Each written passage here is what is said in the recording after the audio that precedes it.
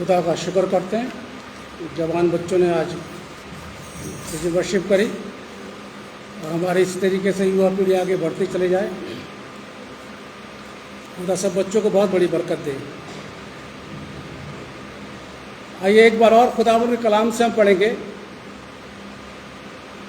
रूत की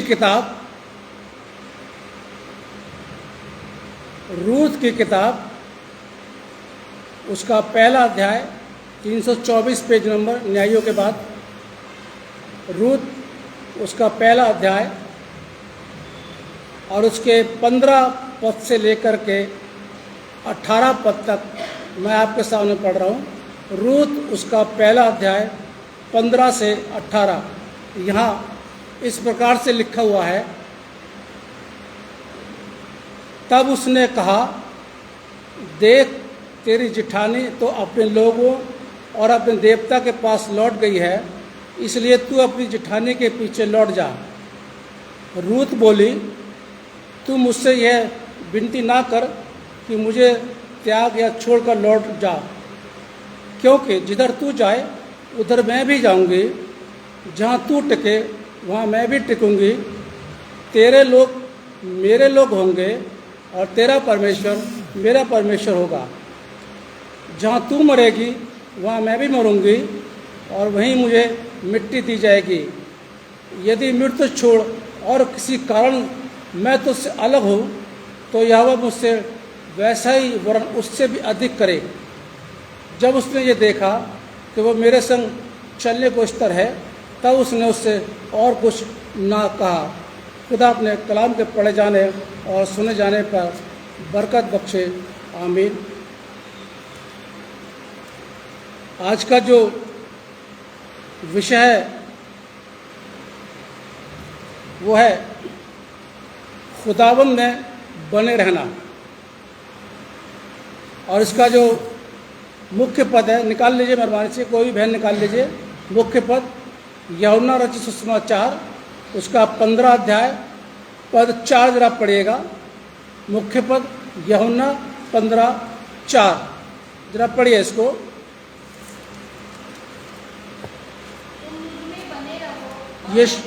यीशु मसीह कहते हैं तुम मुझ में बने रहो और मैं तुम में। आइए हम लोग दुआ करें।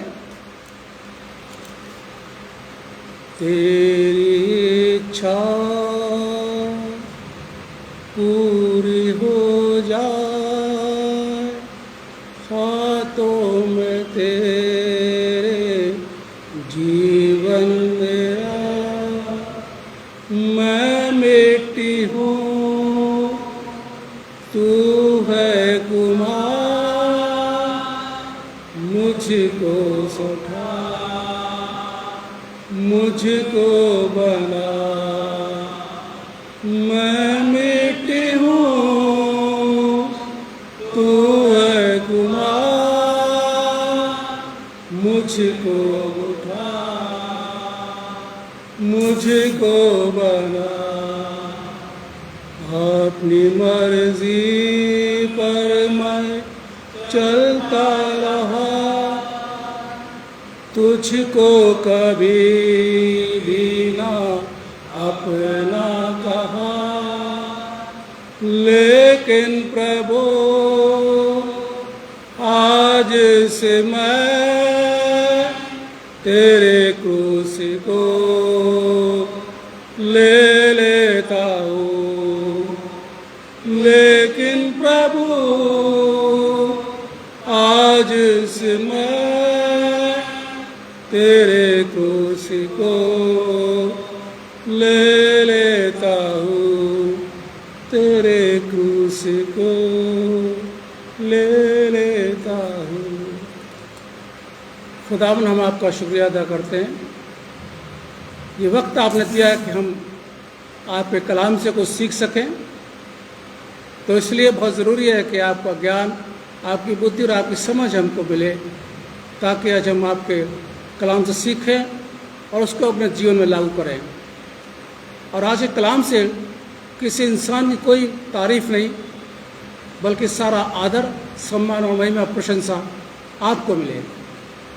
खुदावंद यीशु मसीह के नाम से मांगते हैं, आमीन। बहनों को याद होगा कि पिछले महीने जो लास्ट संडे पढ़ा था, हमने एक औरत के बारे में वर्णन किया था, नाओमी के बारे में, कि नाओमी ने अपना बैतलहम जो रोटी का घर था, खुदा के घर को छोड़ दिया। कारण था कि अकाल पड़ गया था। जब अकाल पड़ गया था तो नाओमी ने बैतलहम को छोड़ा, और छोड़ने के बाद अपने परिवार के साथ वो मोआब देश में आ गई, ऐसे देश में जिसको खुदा पसंद नहीं करता था। वहाँ पर हादसा होता है उसके साथ में, उसके पति की डेथ हो जाती है, उसके 2 बेटे, उनकी शादी हो जाती है, वो भी अन्य जातियों की स्त्रियों से शादी कर लेते हैं। और उसके बाद में कुछ समय के बाद में दोनों बेटे भी उसके मर जाते हैं। अब ये उसकी बहुएं जो विधवा हो चुकी हैं, 10 साल ये लोग करीब करीब वहाँ पर रहे। लेकिन नाओमी जो लेके गई थी बैतलहम से, उसको वहाँ नहीं मिला, उसने खो दिया। और जब उसको मालूम पड़ा कि खुदा ने बैतलहम पर दया करी है, अकाल समाप्त हो गया, तो वो अपनी दोनों बहुओं के साथ वापस वहाँ लौट रही है, बैतलहम को लौट रही है। जब बैतलहम को लौट रही थी तो उसने अपनी दोनों बहुओं से को समझाया, और ये समझाया, कहने लगी, पद 8 पढ़िए जरा, रूत का निकाला हुआ किसी ने, पद 8 जरा पढ़िए। तब नाओमी ने अपनी दोनों बहुओं से कहा, तुम अपने अपने मायके लौट जाओ। और जैसे तुमने उनसे जो मर गए हैं और मैं तुमसे प्रीति की है, वैसे ही यहोवा तुम्हारे ऊपर कृपा करे। और जैसे तुमने उनसे जो मर गए हैं और मुझसे भी प्रीति की है, वैसे ही यहोवा तुम्हारे ऊपर कृपा करे। 9 पद। यहोवा ऐसा करे कि तुम फिर अपने अपने पति के घर में विश्राम पाओ। यहोवा ऐसा करे कि तुम फिर अपने अपने पति घर में विश्राम पाओ, यानी तुम दोबारा से फिर शादी कर लो। उसके बाद ये दोनों की दोनों बहुएं थी, ये जाने के लिए मना कर दिया। आगे लिखा हुआ है कि वो चूमा प्यार किया और चिल्लाने लगी कि हम तुम्हारे साथ चलेंगे, हम अपने अपने पति घर वापस मायके नहीं जाएंगे।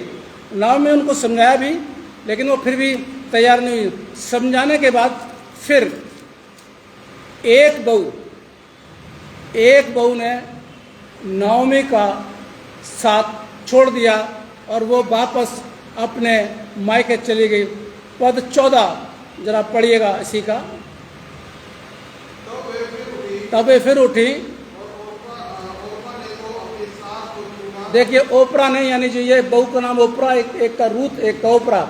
ओपरा ने तो अपनी सास को चूमा, बाय बाय किया, टाटा किया और बोला सासू माँ अब मैं अपने मायके वापस जा रही हूँ। यानी ओपरा ने इन दोनों का साथ छोड़ दिया। उसके बाद फिर से नाओमी ने, अब उसके पास एक बहू रह गई, आगे चलते हैं, उसके बाद आगे चलते हैं। अब एक बहू रह गई जिसका नाम रूथ है, ये छोटी बहू है इसकी। नाओमी ने 15 पद जो मैंने पढ़ा भी आपके सामने, नाओमी ने फिर उसको समझाया रूथ को कि देख तेरी जिठानी तो अपने लोगों पे चली गई है और अब तू भी चली जा। तेरी जिठानी यानी ओपरा अपने देवताओं के में अपने घर वापस लौट गई है, क्योंकि अन्य जाति की दोनों स्त्रियां थी, मूर्ति पूजा करती थी, इसलिए इसने बोला कि देवताओं के पीछे चली गई है, तू भी चली जा। लेकिन रूथ ने जानते क्या जवाब दिया? अब पद 16 पढ़िए जरा सी का, रूथ का जवाब सुनिए।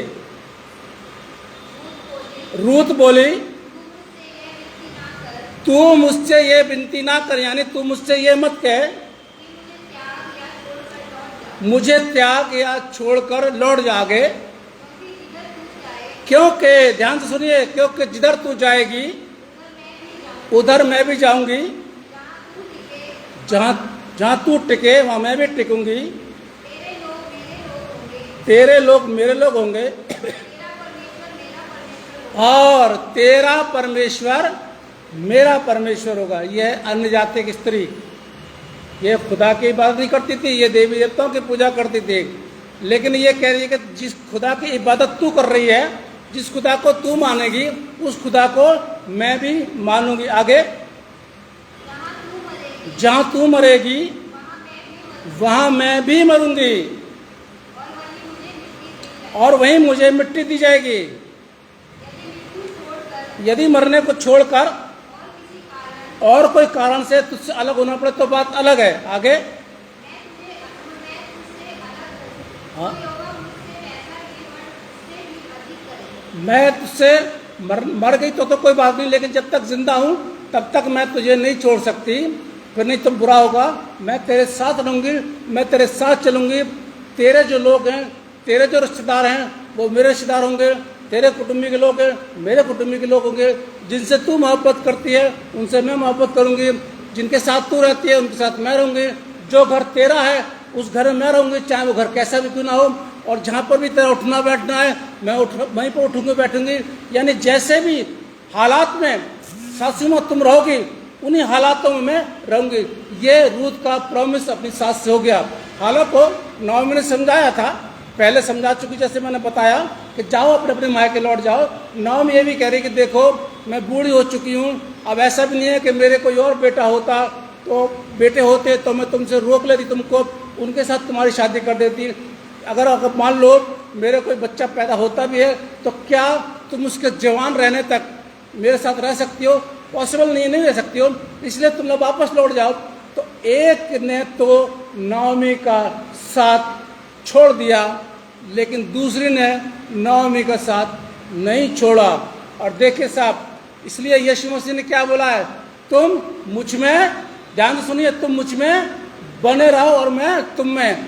रूथ ने नाओमी का साथ नहीं छोड़ा, रूथ नाओमी में बनी रही और नाओमी उसमें बनी रही।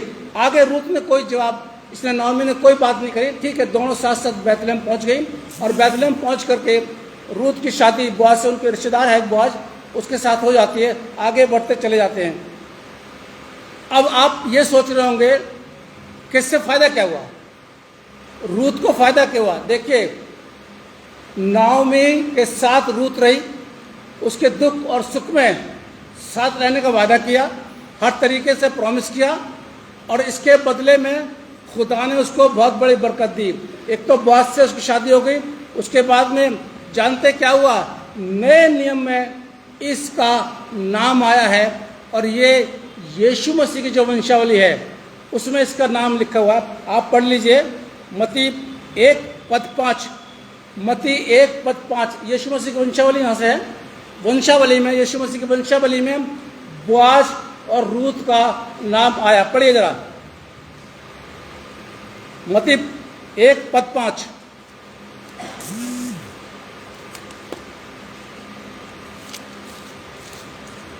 सलमोन और राहाब से बोआज उत्पन्न हुआ, बोआज से रूत और ओबेद उत्पन्न हुआ। क्या नाम आया रूत का?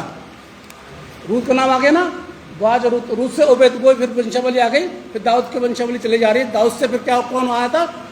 यीशु मसीह, यानी यीशु मसीह की परदादी कहलाई, पुरखन कहलाई ये रूत, यीशु मसीह की परदादी पुरखन कहलाई। बुजुर्गों में इसकी गिनती हो गई यीशु मसीह की वंशावली में। कितनी बड़ी बरकत इसको मिली। और ओपरा को क्या बरकत मिली?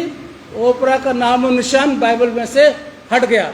उसके बाद 14वें पद के बाद में ओपरा का नाम बिल्कुल भी बाइबल के अंदर नहीं आया। इसलिए यीशु मसीह ने स्पष्ट तरीके से बोल दिया, तुम मुझ में बने रहो, मैं तुम में बना रहूं। आज की कलीसिया की बहनें यीशु मसीह में बने रहें। जैसे कि रूत से शिक्षा मिलती है कि रूत अपनी सास से लिपटी रही, बनी रही रूत में, उस नवमी में, और उसको इतनी बड़ी बरकत मिली कि वो यीशु मसीह की बुजुर्गों में कहलाई, वंशावली में नाम आया। ये बहुत बड़ी बरकत होती है। पूरी वंशावली में जब आते हैं तो बहुत बड़ी बरकत होती है कि नए नियम में भी उसका नाम आ रहा है। देख लीजिए, पुराने नियम को छोड़ दिए, नए नियम में भी रूत का नाम आ गया। ये बहुत बड़ी बरकत होती है और इस बरकत को बोलते हैं आत्मिक बरकत। आजकल की मसीह समाज की बहनें तो पैसे वैसे की बरकतें मांगती है, दुनिया भी वाली चाहिए हमारे को सब। लेकिन रूत ने ऐसी कोई दुनियावी बरकत नहीं मांगी, बल्कि उसने बरकत, उसको क्या मिली? रूहानी बरकत मिली, आत्मिक बरकत मिली। हमारी बहनें भी आज की इसी तरीके से खुदावन में बन रहे हैं तो बहुत बड़ी बरकतें मिलती हैं। एक और देख लेते हैं, निकाल लीजिएगा लूका रचित सुसमाचार। यहाँ और भी स्त्रियां हैं, बहुत सी स्त्रियां यहाँ पर है। लूका रचित सुसमाचार उसका 8 अध्याय। यीशु मसीह के शिष्य कहलाती हैं ये क्यों शिष्य थी?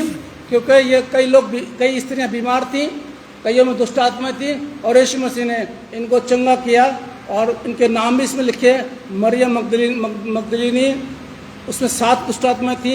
हेरोदेस से भंडारी खोजा की पत्नी योआब, सुसना और बहुत सी अन्य स्त्रियां। देखिए, और बहुत सी अन्य स्त्रियां, पद 3 में आ जाइए। और बहुत सी अन्य स्त्रियां ये अपनी संपत्ति से उसकी सेवा करती थी। ये हाउसवाइफ थी, हो सकता है ये मैं सर्विस भी करती हूँ, लेकिन जो इनकी संपत्ति, जो इनकी कमाई थी, अपनी कमाई से, अपने फंड से ये यीशु के काम में लगाती थी और सेवा करती थी। कितनी बड़ी बात है। आज कितनी ऐसी बहनें जो यीशु काम में अपने उन्हीं के हस्बैंड से ले लिए कि मुझे दीजिए, मुझे चर्च में पैसा जमा करना। वो नहीं, आपके पास में जो आपको जो महीने का खर्चा, जो हाउस वाइफ है उनको जो महीने का खर्चा मिलता है उसमें से, या जो सर्विस करती हैं उसमें से कितनी ऐसी हैं जो यीशु काम में अपना पैसा खर्चा करती हैं। ये स्त्रियों ने किया।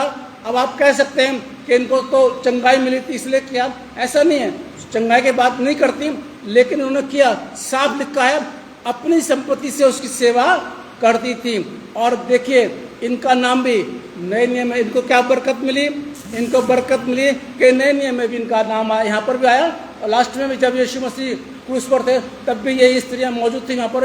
इनका नाम तीनों इंजीलों में, मत्ती में भी, मरकुस में भी और लूका में भी, तीनों इंजीलों में इनका नाम आया है। ओपरा का नाम उसके बाद से नहीं आया, बल्कि इनका भी नाम आया है। आज की मसीह समाज की बहनें, कलीसिया की खुदा की बेटियां क्या करती हैं? ये सवाल है। क्या सचमुच में खुदा में बनी रहती हैं? बड़ा दुख की बात है, बड़ा दुख की बात है कि संडे को भी बहुत सी बहनें, कलीसिया की बहनें अपने काम में व्यस्त रहती हैं, आराधना में नहीं आती हैं। लेकिन आना चाहिए, खुदा में बने रहना चाहिए, तभी तो बरकत मिलेगी। और यदि नहीं है तो कोई ऐसी बात नहीं है। अगर हम नहीं बने रहेंगे खुदा में, बहनें आज की, तो उनको बरकत नहीं मिल पाएगी, लेकिन बने रहेंगे तो बहुत बड़ी बरकतें हमको मिलेंगी।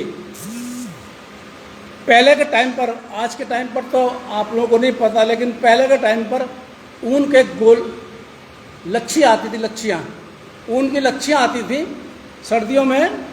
तो क्या होता था, हमारी मामा क्या करते थे, हमको बिठाती थी और जो ऊन की लच्छियाँ थी उसको घुटने पर हम लपेटते थे। लपेटने के बाद वो एक निकाल के और उसका गोला बनाती थी। गोला बनाने के बाद में तब स्वेटर बना जाता था। तो हम सवाल करते थे कि मामा आप तो ऐसे ही स्वेटर बना सकती हो। तो उन्होंने बोला कि बेटा अगर ऐसे बनाएंगे तो ऊन उलझ जाएगा। ध्यान से सुनिए, अगर ऐसे बनाएंगे तो ऊन उलझ जाएगा।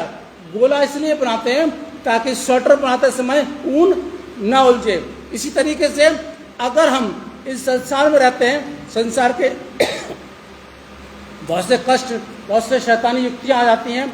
अगर हम यीशु मसीह में बने रहेंगे तो हर कष्ट का, हर मुसीबत का सामना हम कर सकते हैं और शैतान के सामने हम खड़े रह सकते हैं, क्योंकि हम किसमें बने हुए हैं?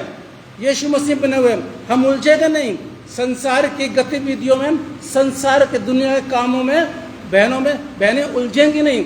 जैसे कि ऊन गोला बनने के बाद उलझता नहीं है, लिपटा रहता है, एक के ऊपर एक लिपटा रहता है। इसी तरीके से आज कलीसिया की बहनें ऊन के गोले की तरह यीशु मसीह में बनी रहें और उसके बाद यीशु मसीह कहते हैं मैं तुम में बना रहूँगा। जरा फिर से निकालिए, यूहन्ना 15 निकालिए, अब पद 7 और पढ़िए इसका, पद 4 जरा पूरा कर दीजिए। यूहन्ना 15 पद 4 पूरा करिए जरा इसको।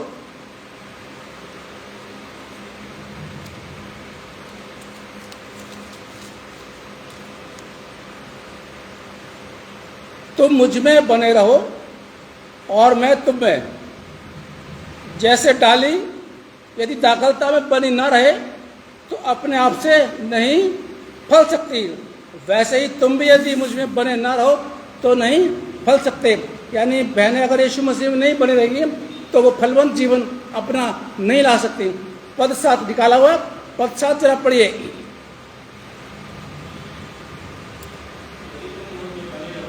यदि तुम मुझ में बने रहो, यीशु मसीह फिर दोबारा रिपीट कर रहे हैं, यदि तुम मुझे बने रहो और मेरा वचन तुम में बना रहे। यदि तुम मुझ में बने रहो और मेरा वचन तुम में बना रहे तो जो चाहो मांगो वो तुम्हारे लिए हो जाएगा। बहनें किसी का सत्यानाश मत मांग लेना। क्या आप तो बोल दें यीशु मसीह ने बोला है कि वो चाहो मांगो मिल जाएगा, तो किसी का सत्यानाश मांगे वो नहीं मिलेगा। यानी रूहानी बरकतें, दूसरों के लिए आश्रय मांगे वो हमको मिलेगा कब? जब वचन, यीशु का वचन हमारे अंदर बना रहेगा। पद 8 और पढ़िए इसी का। मेरे पिता की महिमा इसी से होती है कि बहुत सा फल लाओ। कलीसिया की बहनें बहुत सा फल लाएं आगे, तभी तुम मेरे चेले ठहरोगे। ये दोनों के लिए आ गया। वो यीशु मसीह की शिष्या थी, लिखा हुआ यीशु मसीह की चेली थी जो यीशु मसीह की सेवा करती थी अपनी संपत्ति से। तभी यीशु मसीह की शिष्या हम कहलाएंगे जब हम यीशु मसीह में बने रहेंगे। और यीशु मसीह में जब हम बने रहेंगे तो यीशु मसीह में हमारे में बना रहेगा, लिपटे रहेंगे। तो इस दुनिया के संसारिक की जो ये बातें हैं, जो तकलीफें हैं, जो शैतान की युक्तियाँ हैं, उसमें कभी भी नहीं उलझ सकते हैं। आजमा के देख लीजिए यीशु मसीह की इस बात के लिए कि तुम मुझ में बने रहो, मैं तुम में बना रहूँगा। जैसे डाली बनी रहती है, अगर डाली कट जाती है पेड़ से तो वो सूख जाती है, बेकार हो जाती है। इसीलिए उसको बने रहना बहुत ज़रूरी है। तो आज की बहनें, मसीह समाज की बहनें ये प्रॉमिस कर लें कि आज के बाद हम खुदावंद में हमेशा बने रहेंगे। खुदा हम सबको बहुत बड़ी बरकत दे। आइए हम दुआ करें।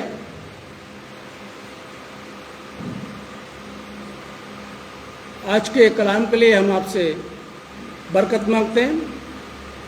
आज का कलाम हमने आपके प्रजा के लोगों पर बो दिया है। हम चाहते कि ये बढ़े, लेकिन इसमें हमारी मर्जी नहीं बल्कि आपकी मर्जी पूरी हो। और जितनों ने आज का कलाम सुना है उन सबको आप बहुत बड़ी बरकत देना। खुदावंद यीशु मसीह के नाम से मांगते हैं, आमीन। आराधना के अंत में हम लोग गीत गाएंगे। गीत का नंबर है 620 और इसी के साथ में आज का हदिया ले लिया जाएगा। 610 सॉरी गीत का नंबर 610 और इसी के साथ में आज का हदिया ले लिया जाएगा। जमात मेहरबानी से खड़े हो जाए। 610 गीत का नंबर। भजता क्यों नहीं रे मन मूरख, यीशु नाम सच्चा नाम। भजता क्यों नहीं रे मन मूरख, यीशु नाम सच्चा नाम। भव सागर से यदि तरना, दुख संकट से नहीं कुछ डरना। भव सागर से है यदि तरना, दुख संकट से नहीं कुछ डरना। पार करेगा जीवन नैया, पार करेगा जीवन नैया, यीशु का सच्चा नाम। भजता क्यों नहीं रे मन मूरख, यीशु नाम सच्चा नाम। दुनिया हीरों का ये ठाट बना है, चमक दमक का ठाट बना है। हीरों का ये ठाट बना है, चमक दमक का ठाट बना है। सोच समझ के सौदा, सोच समझ के सौदा कर ले, यीशु नाम सच्चा नाम। भजता क्यों नहीं रे मन मूरख, यीशु नाम सच्चा।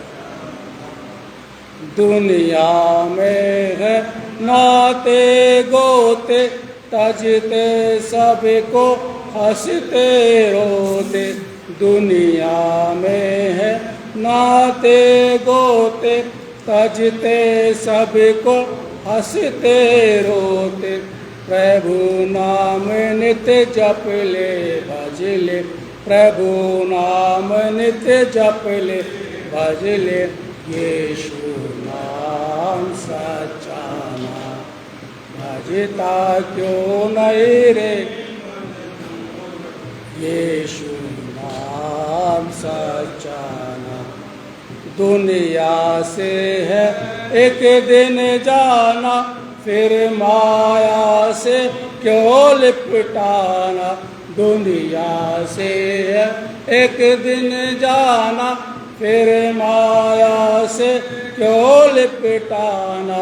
प्राण रहे जब तक तू भज ले, प्राण रहे जब तक तू भज ले, यीशु नाम सच्चा नाम। भजता क्यों नहीं रे मन मूरख, यीशु नाम सच्चा।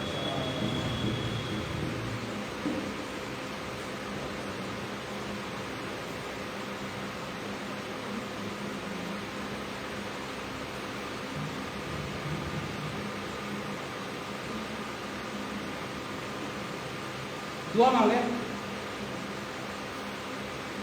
शुक्रगुजार हैं खुदा आज की इबादत के लिए कि आपने हमारी अगुवाई करी, आपका रहम का हाथ हम पर रखा। बहुत बड़ी बड़ी बरकतें आपने हमें दी, उन्हीं बरकतों में से हमने आपको ये भेंट दिया, आप इसको कबूल करें और जिन्हें खजाने से भेंट निकली है उनमें खजाना हमेशा भरे रहे।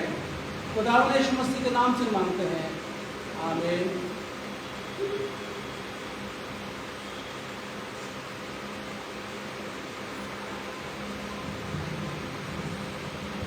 यीशु को मैं सा कुछ देता सा, कुछ करता हो कुर्बान। जीऊँगा मैं रोज मसीह में, रोज पर रखूँगा ईमान। सम देता हूँ, सम देता हूँ, तुझको मुबारक मुझे सब देता हूँ। अब हमारे प्रभु यीशु मसीह का अनुग्रह, परमेश्वर पिता का प्रेम और पवित्र आत्मा की सहभागिता अब से लेकर के सब विश्वासियों के साथ और आए हुए सभी लोगों के साथ और जितनों ने आज कलाम सुना उन सबके साथ हमेशा तक बने रहे। आमीन आमीन आमीन